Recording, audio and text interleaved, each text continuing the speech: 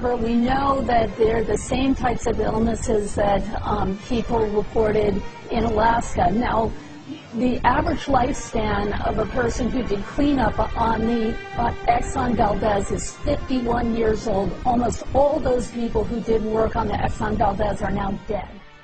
When oil is mixed with a dispersant like Corexit 9500, it could bind with water and therefore could be liable to be vaporized in hot waters and picked up by the clouds.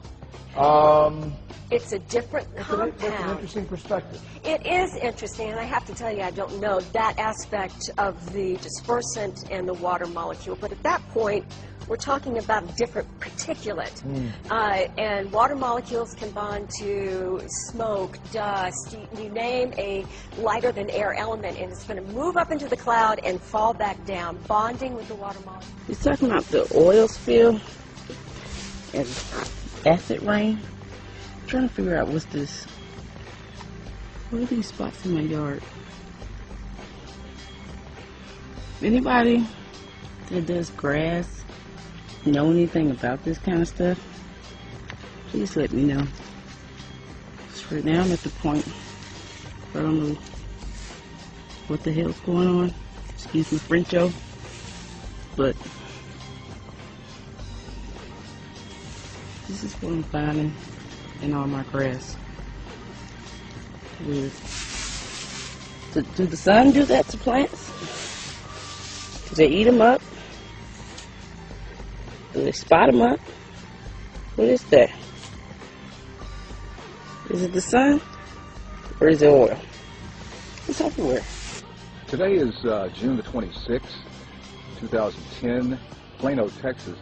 I just saw a YouTube video, I believe taken somewhere in Mississippi, showing the problems with the plants, and it reminded me of what's going on in our own backyard right here.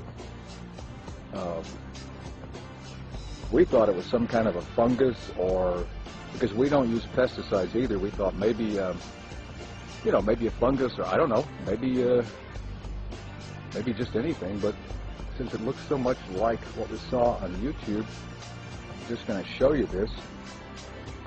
Looks like something's just eating it, just eating through it. These tiny dots looked as though something burned straight through the leaf, and they're finding this everywhere. The tiny dots appear different depending on the plant. On corn stalks, the dots seem to turn white in the center. On other plants, a white dust speckles the leaves, then destroys the green life underneath. We found it all in the herbs, in the flowers, in the plum tree, in the weeds. It's apparently on everything. Because we do have reports of, how do we say, oil water. You've got one from a very reliable source. I've got a multitude of them now from different places. Oh, you do? Yeah, from Florida, from Alabama, Louisiana. You know my friend in Louisiana? Yes. I've got one from North Texas. I mean, where's this stuff coming from? It's coming down from the sky. Drinking water is another natural resource that's potentially affected by this oil gusher. Tell me your thoughts on this. It's not potentially. It is being directly affected. When you have water, the way that we get moisture is water evaporates off the ocean. When it's contaminated by oil, what's evaporating off the ocean is actually the same in molecular structure, going up to the clouds, coming right over the land, and forming acid and black rain, which goes directly into our water system. So are you drinking the water here in this area? Absolutely not. What are your friends and family? Nobody's drinking the water down here. So the locals know that the water tables already have been affected. It's just common sense. I just want to make one observation, which I'll be going into in the questions, and that is with respect to the use of chemical dispersants. We are treating chemicals with chemicals which don't actually remove or clean up the oil. They simply shift them to another part of the ecosystem while increasing the toxins in the Gulf, harming marine life, contaminating the water column, and threatening human life. And there is no scientific evidence that dispersants can be effective in an oil spill of this magnitude. But these chemicals make it harder to track how much oil is there and where it's going, and thus to determine liability. They are good for public relations, but nobody can guarantee they are safe. Already we're hearing of people getting sick because of the use of these chemicals. In fact, there's already anecdotal evidence that people are getting sick from the mixture of oil and toxic dispersants. We are basically airdropping this toxic stuff all over the Gulf. It reminds me of Agent Orange, and I'm greatly concerned that during this cleanup, we are conducting an uncontrolled experiment with all the marine and human life in the Gulf Coast region, and an uncontrolled experiment that could result in thousands and thousands of people getting sick or dying as a result of the cleanup, not of the original disaster. And we're in the West Jefferson Medical Center. This hospital is 2 hours away from the Gulf oil disaster. Yet many patients are coming here with a lot of emergencies. Let's go inside and take a look to see what's going on. Since the Deepwater Horizon oil spill on April 20, 2010, more than 100 illnesses have been reported in Louisiana and Alabama. West Jefferson Medical Center in Marrero, Louisiana, has seen 11 cases. 3 of those patients had to be airlifted. I spoke with one of the emergency room doctors treating these workers. This is one of the leading hospitals here in the Gulf area to treat accidents and rigs and things like that in the oil industry, but now you're seeing patients with other types of complaints. What kind of complaints are they having? We've seen anything ranging, I think of it from head to toe, headaches, dizziness, lightheadedness, nausea, vomiting, abdominal pain, chest pain, shortness of breath, some trauma, injuries, multiple complaints. None of the oil spill workers we reached out to who were complaining of health problems would speak on camera. On May 27, 2010, West Jefferson Medical Center conducted this interview with a fisherman who didn't want to be identified by name about his condition. I was feeling weak, and I thought it was. I had real high blood pressure.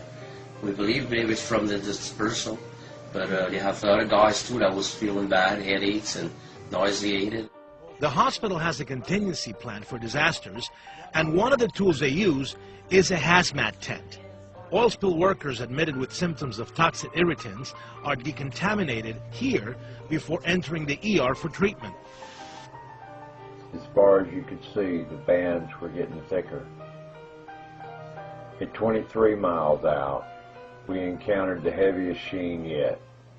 This was the dark pinks and purples, the colors that we had seen in the first flights out. It was obvious that this was what was coming to our beaches, and there was nothing we could do about it. At 23 miles out, we encountered the heaviest sheen yet. The water there was a deep purple, maroon, blue. It looked almost like a rainbow.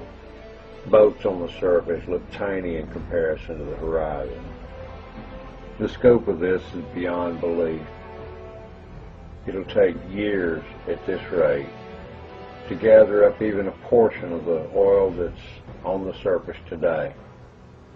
Some of it looks more like bruised internal organs of the human body than the surface of the ocean. And yet that's what it is. Some of it looks as if a child had sprayed silly string all over the surface. There's nothing silly about these strings of oil that float on the Gulf of Mexico today. First time I came out and saw a fire, there was only one.